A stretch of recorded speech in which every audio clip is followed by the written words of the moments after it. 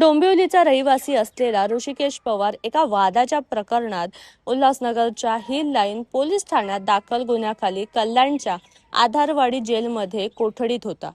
20 April रोजी एका आठवडा बाजारातील मुकादमासोबत झालेल्या वादातून खुनाचा प्रयत्न केल्याचा गुन्हा त्याच्यावर दाखल करत उल्हासनगर हिल लाईन पोलिसांनी त्याला अटक करून न्यायालयाच्या आदेशानंतर 14 दिवसाची न्यायालयीन कोठडीमध्ये कल्याण आधारवाडी कारागृहात त्याला ठेवण्यात आले होते। याच दरम्यान काल सायंकाळी सुमारे 5 वाजता ऋषिकेश यांच्या छातीत दुखू लागले, मात्र त्यावेळी त्याला तात्काळ रुग्णालयात हलवण्याऐवजी सुमारे 9:30 वाजता उल्हासनगरच्या सेंट्रल रुग्णालयात आणण्यात आले। यावेळी ॲम्ब्युलन्सऐवजी जेल प्रशासनाच्या खासगी बुलेरो गाडीतून त्याला आणण्यात आले असून त्याला वेळेवर रुग्णालयात नेले असते तर तो वाचला असता। जेल प्रशासनाच्या हलगर्जीपणामुळे त्याचा जीव गेल्याचा आरोप करत संतप्त नातेवाईकांनी रुग्णालयात गोंधळ घातला। दोषींवर कारवाई करण्याची मागणी देखील केली आहे। दरम्यान या प्रकरणात न्याय मिळाला नाही तर आंदोलन छेडण्याचा इशाराही कुटुंबियांनी दिला आहे। या घटनेमुळे कारागृह प्रशासनाच्या कार्यपद्धतीवर प्रश्नचिन्ह उपस्थित झाले असून त्याला मृत्यूची सखोल चौकशी करण्याची मागणी जोर धरत आहे। हे प्रकरण असं घडलेलं आहे की मार्केट इथे आमच्या इथे ठराविक आठवडी मार्केट भरतो। त्या मार्केटनुसार ना पब्लिकला त्रास होतो, ट्रॅफिक होते, नॉईज पोल्युशन फैलतं। मग याच्यानुसार आमच्या दादांनी त्याच्या मार्केटचा मुकादमा आहे त्याशी बोलाचाल झाली थोड्याशा कारणावरनं, तर त्या कारणावरनं या लोकांनी गफलतमध्ये बोलून 25-26 जणांनी बोलून माझ्या दादावरती जीवघेणा हल्ला केलेला।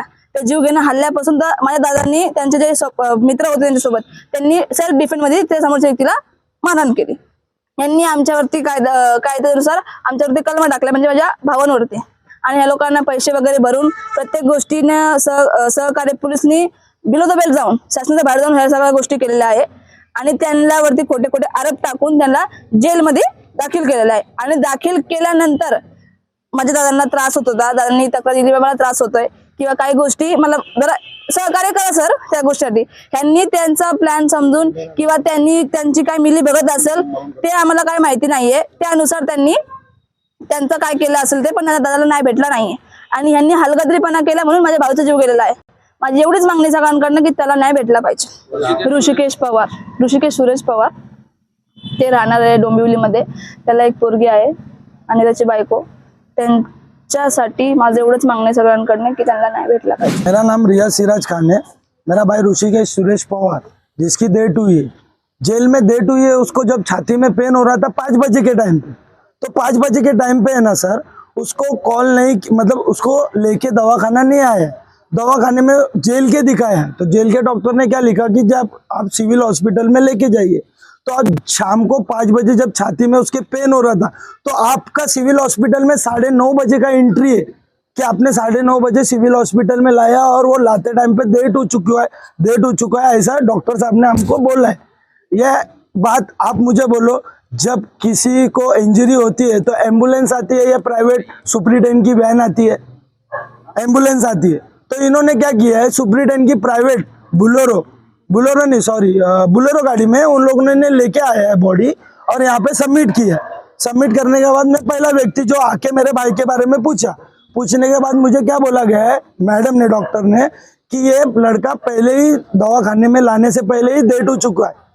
तो मेरा यही कहना है कि पुलिस प्रशासन और जेल प्रशासन क्या कर रही थी? जिस टाइम उसको दर्द हो रहा था उस टाइम आप लेके आते तो आज मेरा भाई सही सलामत रहता। ये जो भी है जेल प्रशासन की हलगर्जीपना है और हमको सर आपके तरफ से न्याय, या आप कोई बोलोगे जहाँ जाने या जेल के बाहर भूख हड़ताल करने या जो भी आप बोलोगे हम उसमें राजी है सर।